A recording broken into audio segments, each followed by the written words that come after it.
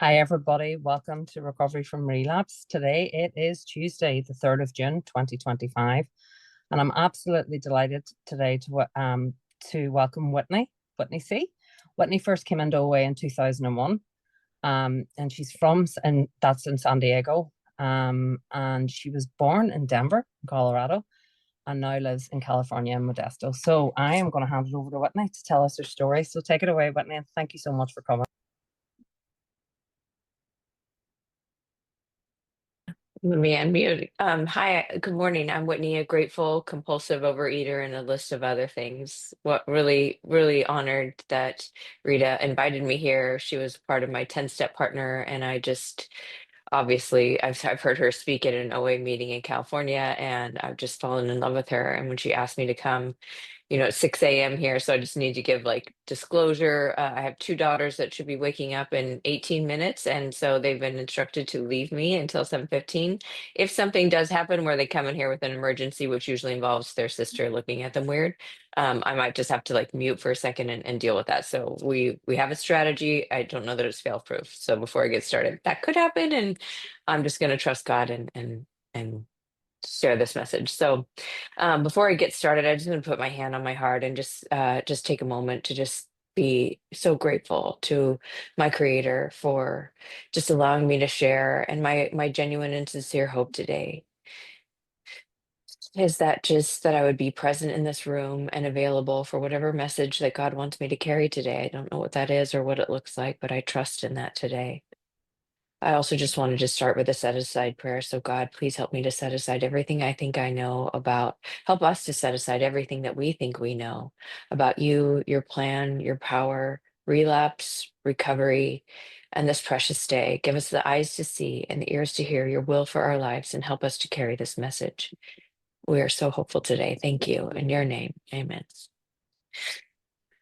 Yeah, so I just like to bring myself into the room because I have this disease of overthinking, not necessarily over compulsive overeating. And I find that when I just stay in the light of my higher power, that I'm able to carry something. So may you hear something today that helps you. And so as Rita mentioned before, I came in the rooms at 2001, and so that was in my 20s in San Diego. I went to an OA meeting. I got a food plan. I went to the health food store. I bought all the food and I ate it all, and I never went back.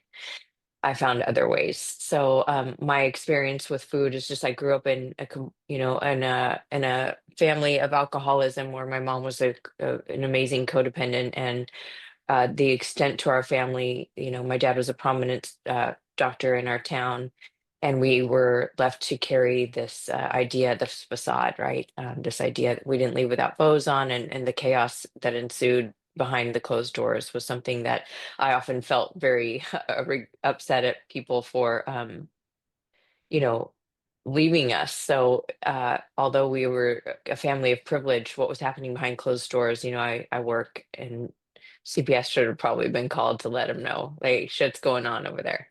But anyway, that's just part of the history, the family of alcoholism, where my dad got sober, but he didn't stay in the rooms. He was there. He went and got 5 years of intensive psychotherapy, just thought his family would be fine, and we were left to carry the emotional weight of what happened there. And so I just found that food was like, I mean, I remember just food being just the comfort. I could tell you the vacations based on the food that we had, and so in my 20s, I went to, I didn't really struggle with weight. I was able to kind of keep it down. And then in my 20s, or in my last year of high school, I went to Germany, and I went with this girl, and she and I were the same weight. And then when she went there, she lost all her weight and I gained weight. And I just remember just going, oh my God, what is happening? So I've tried, I got a clear working knowledge that I had a food problem. And so I did crazy things at that time, just to recognize, okay, so I went to the gym, and I would like skip the gymnasium, and I'd get on this bus and I'd go to the gym, and I would bust my ass up working out to try to get to what she had. I mean, it was crazy how my brain just got so activated by this idea that she and I were like the same weight, and then, my happiness was dependent on like how I looked. So anyway, I'll just say that I did all the things. Relapse is part of my story because I became very aware at 20 that I needed help. At 21, I went in to get help. And then I found another area avenue.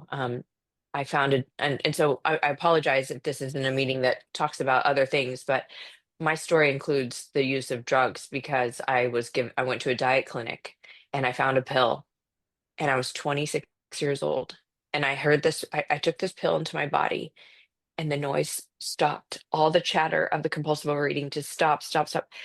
It just stopped. And that pill was that moment for me. Something went off in my brain, and I decided that that is my God.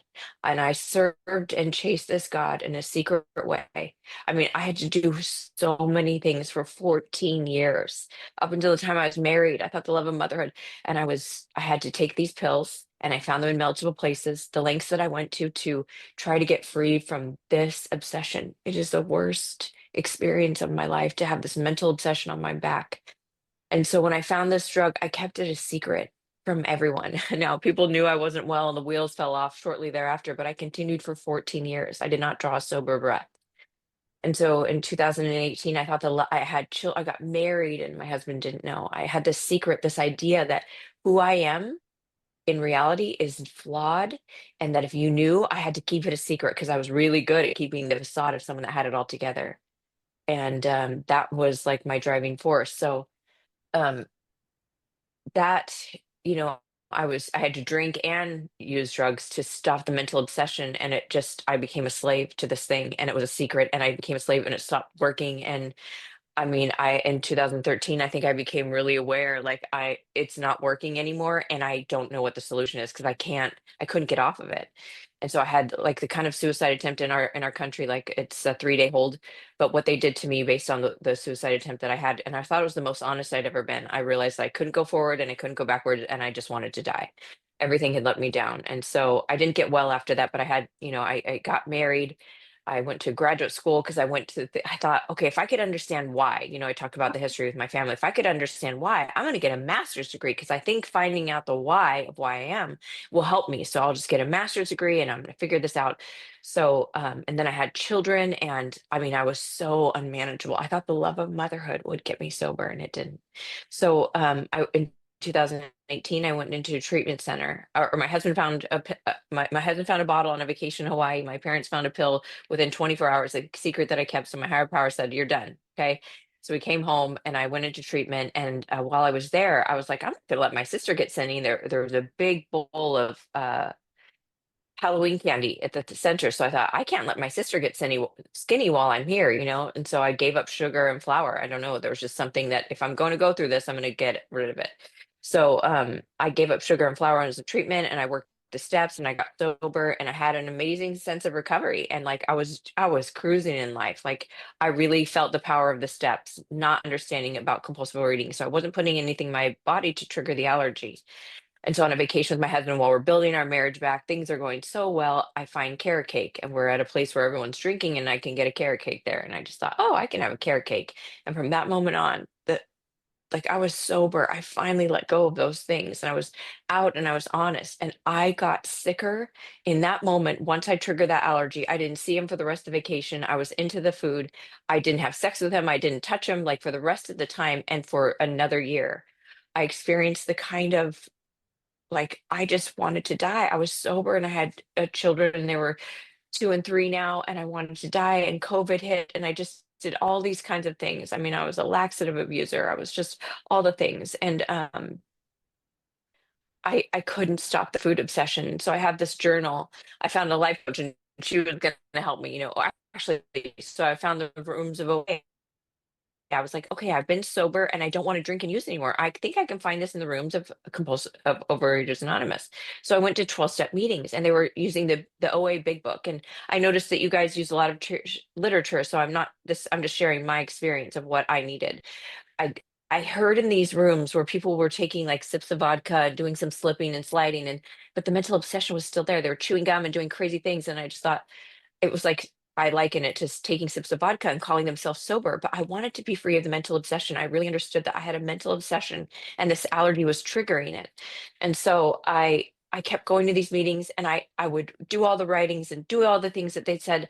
And if you connected me to a lie detector test, it would have shown that I definitely wanted to be free. Like I was ready. There was no question in my mind that I was ready. And I've never been more miserable in my life.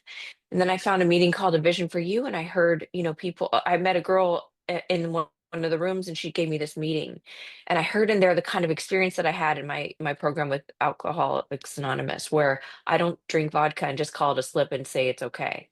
I found that people were what I would call freed from the obsession to eat and drink and use, and that they weren't slipping, that they were having this idea where they didn't eat the sugar and flour and they didn't want it anymore, and they found a way to live.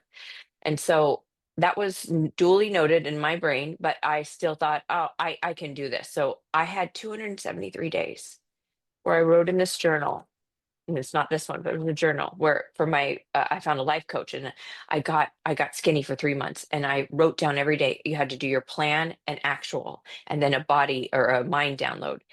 And if you ever found this journal, you would be so heartbroken to see that it's not like I just went 273 days not caring. I fucking cared deeply. Sorry, pardon my language, but I cared deeply about getting sober. And by 5 p.m. every single day, I couldn't stop eating. I did crazy things. And you would just think I was insane, but there I was the next day trying a new level, and I just went for it. And then COVID hit, and I was on vacation with my family, and I thought, okay, I'm going to try these HCG shots. So I make us leave the family vacation. We go home to try these HCG shots. This is in 2020, and I just, I'm insane. And so I kept telling myself, I'm going to get skinny. I'm going to get skinny. I didn't have to gain 100 pounds to understand that this mental obsession kept me from seeing my children, from seeing my husband, from being in reality. And I couldn't escape. It was just this one, two, three, one, two, three, one, two, three, the relapse. And so I had tried in the rooms of OA, and I couldn't get sober. And someone just said, Whitney, you're just going to have to decide that food isn't the answer for everything. And I just thought, oh, okay, thanks, Karen. Thanks so much. That's all. That's all I have to do. Oh, who knew? And so I didn't trust OA. I just thought, you guys, I didn't understand. So I know I'm going back and forth, and I'm sorry, but I'm caught in the moment of wanting to get all the things. Oh, I see a timer. Okay, good. Because I finally made a call. It was my husband's birthday, and it was like the 17th time that I promised myself that I was going to have this weight loss. And it was the weight loss with the mental obsession. And I finally realized that I am doing this without my consent or will. Like, I'm going back to the kitchen, we're washing a car, and I'm going back to the kitchen, and I have this moment of clarity where I'm like, I'm beyond human aid. I'm beyond human aid, and I need help. And so I made a phone call to that girl who told me about A Vision for You, where they did the big book, the book of Alcoholics Anonymous using compulsive overeating. And I made a call, and I said, I need help. And she said, okay, get rid of your alcoholic foods and call me in 2 days. And I thought she wasn't going to sponsor me, but God just and I didn't believe it was God at the time. I thought I knew God, but I did not. So I got one day where I didn't hurt myself with food. And that was my spiritual experience. And I texted her because I thought she wasn't going to sponsor me. So, so, and then I got a day two because I couldn't get an hour of a sober breath. And I got day two. And then she said, okay, we can start working tomorrow. And I started working with her through the big book of Alcoholics Anonymous. And I did everything she said until I got to day seven. And she said, so how did you get your plan of eating? And I said, what do you do? I'm a nutritionist, don't you know? Like, I know how to eat. Like, I know how to do this. And she's like, oh, we suggest that you find, a nutritionist. And I was like, oh, wait a minute. I'm intermittent fasting. Like, don't you know? Like, that's what I'm doing, and I'm going to do this. And so I thought, oh, well, and I sat there at a street corner, and I looked to the left and I looked to the right, and I just thought, this is it. This is where I'm jumping off at 7 days. And then I said, God was just like, hey, are you willing to go to any lengths? So why don't you just consider it? So I was like, okay, fine. I'm going to find a nutritionist, and she's going to do intermittent fasting. So I Google all this stuff, and I find it intermittent fit nutritionist that does intermittent fasting. Or she wrote, turns out, so I call her on a Sunday because that's when she said it. I'm just like, okay, I need it now. She responded to me on Sunday, and we started on Tuesday. And I don't remember telling her about my ideas of intermittent fasting, but it turns out she wrote an article on it. But this woman walked me through and designed a food plan for me that I mean, it was so uncomfortable, and I was miserable, but I was willing to go to any length. And so then she walks, she walks me through her food, and I have colors and things on my plate that I've never seen before, and I have a plan of eating, and there's times and there's understanding because I'm a compulsive eater. If you give me a plan of eating, I'll eat it all in by 9 a.m.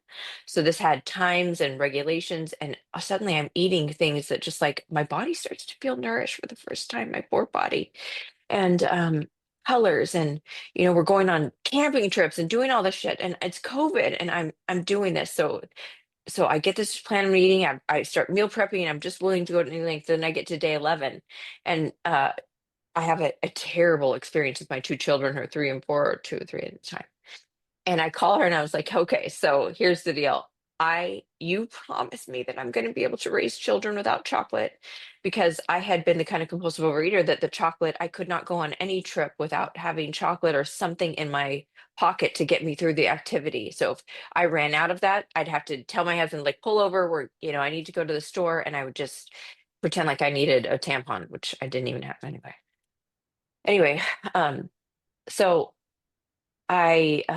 she said, yeah, you're gonna be able to raise these children without chocolate. So my point about the chocolate is that I didn't yell when I was eating chocolate. And then in COVID, I found myself yelling and eating chocolate, and it wasn't working anymore. And I was like, shit, I found myself at that crossroads where like the yelling, stopped when I had Rolos. So I'm digging Rolos out of the trash can to try to, and it didn't work anymore. I was yelling and I was eating chocolate. So I'm fucked. So at day 11, she tells me, yeah, you're going to be able to raise children without chocolate. And here's the deal. My point of saying that is that she took me through the big book of Alcoholics Anonymous. We met a half hour, 2 to 3 days a week. I started to get kind of recovery. I was in counseling with my parents and their adult children. One was Zooming, and because right before I got here, I had all these ideas about what I needed to have happen before I could get sober. So I had my parents were doing this COVID family transition, and I'm working the steps. And I start going into these sessions where, every week what my sisters and I would just go take a bat at my parents, because don't you know, they were the problem, not me. And suddenly I see this, I start seeing them with different eyes as I'm working the steps. And then I do that fourth step where you know, I start to see, oh my gosh, that was like the worst experience of my life, because I don't have food, I don't have drugs or alcohol, and I have to write. I love the first three columns, and then I get to the fourth column, and I have to be honest about my part. And I'll tell you that doing that fourth step and that fourth column was the scariest, most painful thing I've ever done. And she told me to do it quickly. And I got to see, holy shit, I'm responsible. But there was hope in that, because I thought I was a victim this whole time in my life, that I was the victim of my parents. Don't you know, it's my parents. And I got a lot of mileage in this community. If you knew my family, you knew my mom, like that gave me loads of sympathy, loads of excuses to be a drug addict, alcoholic, compulsive overeater.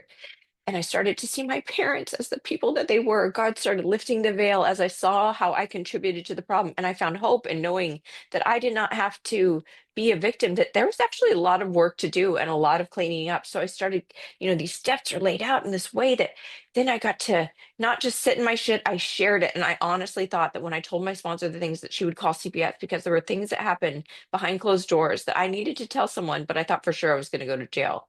And she did not have children. I didn't know that still at the time, but it wasn't important. The point is, I didn't need to know her. I didn't need to find a sponsor that I connected with. I just needed a sponsor to carry the message of what I understand now as a spiritual experience of a God of my not understanding. This woman had a faith and a clearly identified religion, and that was not my experience. All I know is that there was a moment where I said, hey, God, which I didn't want to use that word. I heard that you could help me. If you can you help me? And so there was a before and there was an after. There was a before where I hurt myself every single day, couldn't get an hour. And there was an after where suddenly I got 1, 2, 17, 20, 35, 40 days where I wasn't hurting myself with food. And I didn't want anymore. Like, we had COVID and had to really be up close and personal. I know I'm still jumping around. Looks like I have 10 minutes. So is that right? 10 minutes. So I start seeing my parents as the 23, 48, 62-year-old people, and they suddenly just were humans. They were not this like higher power. They were just became people that were in my lives that, that they got to just be themselves. And that was such a beautiful gift. And I could not rearrange that thinking. God started giving me new eyes. And I use this word God of my not understanding, because I have no idea. I come from a family background where this was a certain God that had to be at the end all or all. And I've just found that I found a relationship with a higher power that I could not live without, that I can definitely say that there was a before and there was an after. There was a before self-will, after, where I just opened, because the requirement for me to get sober was, and the food was, do you believe or are you willing to believe? And that's what it was. I didn't believe, but I was willing to believe. And that willingness was all that was required for me to unleash what happened once I finally got here. Um, and so I got to stay focused on making those amends, and I found incredible pain and satisfaction. And I went and made amends because I was trying to get my master's and I was working in a children and family services center. I failed 3 units shy of my master's degree. I did an entire practicum with this children family center, and I went and I made my amends to this woman during COVID. That was my supervisor, the controller of the agency that I had worked in. I did not, in my wildest dreams, ever think that I would try to resurrect the dream of getting my master's degree and going through counseling, because I thought the why would help me, and obviously it did not. The why and getting to brass tacks, but Anonymous offered me a way to say that it doesn't matter why, it just matters that you are. And once you accept that, then you can deal with the rest of your life problem today. So it didn't matter the why, no kind of pleading, or, I started public shaming myself on Facebook when I was trying to get sober. All the things that used to work no longer worked anymore. So I was out of ideas and I was back. So sorry, just regressing a little bit. But so then I start to my life, what it was like, what happened, what it's like today. I started just to see my parents, that was then. And I've now been here for 5 years, and I started out with just trying to get through the day with my children. And slowly but surely, God has just arranged a living for me where I went back to that lady.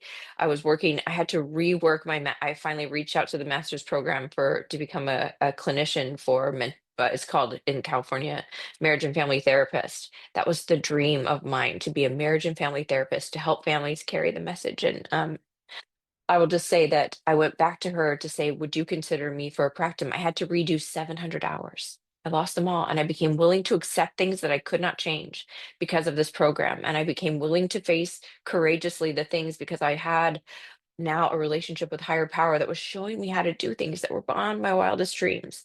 I was a person who, if I was talking or doing anything, was filled with secrets and lies. I'm a drug addict, compulsive overeater, alcoholic. There's nothing about me that's truthful. If my husband left town, I had to like clean up everything, and like just, clean up all the wreckage of all the bags, the candies, all the wrappers, and all the things that I would do. And I suddenly found myself with this idea of integrity. And it started with learning how to weigh and measure my food to microscopic honesty, because I knew that was going to keep me clean. I followed this food plan and I worked with my nutritionist. And if I needed something, I didn't make decisions. I have a relationship with my sponsor that I have X amount of protein, X amount of starchy carbs, X amount of, vegetables. And that's how I commit my food. I don't have to tell her if it's a broccoli or a green bean. And so I started developing this idea of integrity that did not come from within me. I started weighing, measuring my food so that at point oh 0.01 over the scale, I suddenly just stopped. I didn't want any more shenanigans. I just wanted clean. I wanted to be clean and free, like I was in the drugs and alcohol. And I found that I'm clean and free. And slowly but surely. And I went back and I went and got my master's and completed the 25 extra units that was required, which is a lot of money.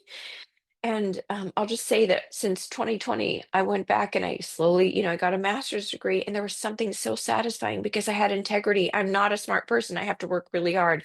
My sisters are really gifted, and I had to work really hard.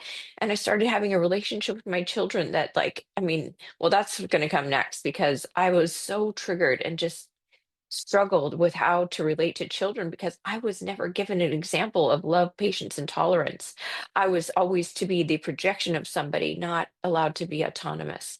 And I actually found out that I had this husband, and I thought we were going to have to get all this marriage counseling. And I slowly but surely, one little day at a time, one little thing would improve. Where I remember I started to learn how to charge my phone at night and put my watch and like get it. That was like a miracle. That was like rhythm.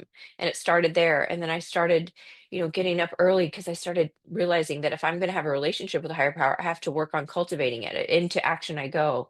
And so I started going into, I'm in this room right now where it's a sacred sanctuary. And I come, how do I do that? Every single morning I come and I spend time with God because his thoughts are better than mine. And I use that word God and I don't understand what it means, but I just know that there is something that I have a relationship with today that I've cultivated through, just doing prayer, a quiet sitting meditation, and then a reading, and then a journaling. And I've started learning how to offer these things to God. Like I'm in menopause, I'm losing my hair, and I'm doing all these things, and I have these children in this family system. And I'll just say that I went to that agency. I was able to complete my practicum, redo the hours, and the moment that I graduated, they had a a clinician, and in our town they don't usually have this, but a clinician that worked with co-occurring disorders. So most people are drug and alcohol counselors, but there was now a clinical position, and God got me into that position, and I got to work with women and children that have substance use and co-occurring disorders. And I spent a year and a half doing that,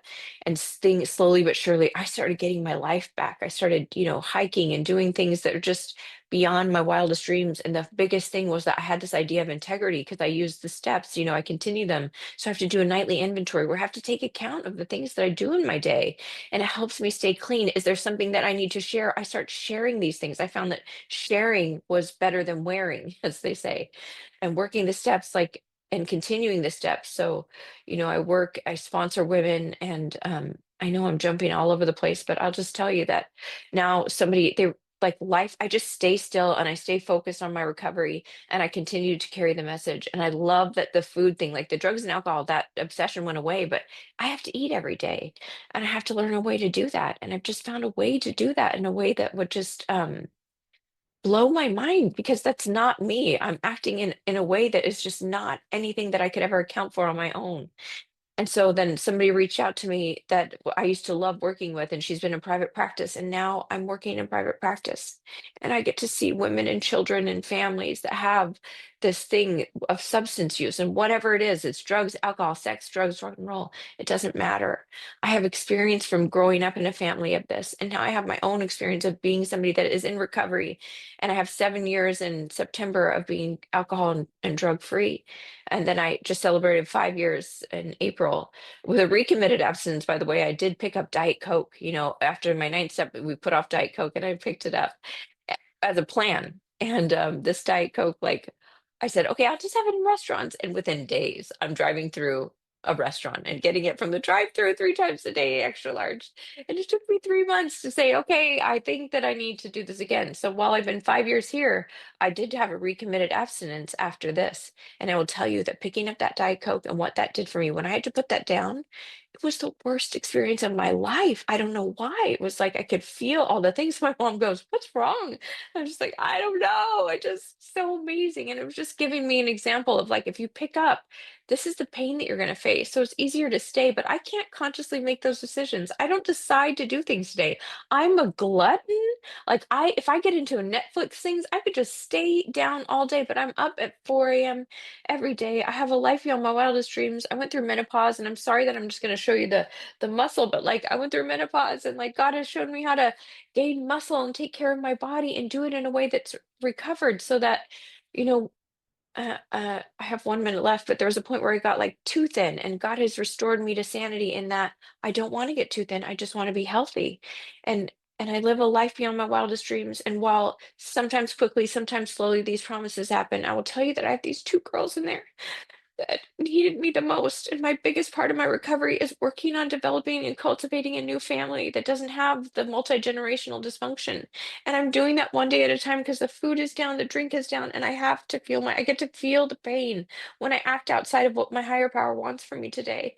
And have a life that has integrity, that what you see, what I'm doing behind closed doors matters. And it never mattered before, and it does.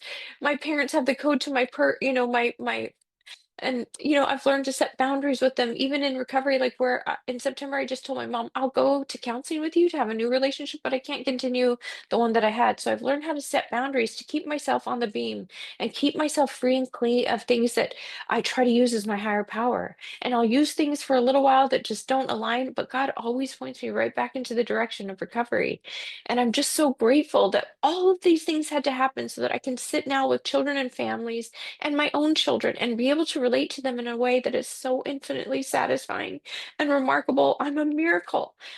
There's no reason why I should be where I am today, but all I know is that I found a God that helped me. And I thank you so much. I don't think I captured everything, but I hope you captured the essence of what I was trying to tell you, because my life is like I was using Adderall and alcohol and all the things to function in the way that God is my performance enhancing drug today. And I can't do it without help. And thanks for letting me share. Well, thank you, Whitney. What a message of depth and weight. Thank you so much for being with us today as well. And I just wanted to read a little paragraph out of the big book after what you shared. It's in My Chance to Live, and it says, "When I am willing to do the right Mm. thing, I am rewarded with an inner peace no amount of liquor could ever provide. When I am unwilling to do the right thing, I become restless, irritable, and discontent. It is always my choice. Mhm. Through the 12 steps, I have been granted the gift of choice. I am no longer at the mercy of a disease that tells me the only answer is to drink or eat. If willingness is a key to unlock the gates of hell, it is action that opens those doors so that we may walk freely Mm. among the living. Over the course of my sobriety, I've experienced many opportunities to grow. I have had struggles and achievements. Through it all, I've not had to take a drink, and nor have I ever been alone.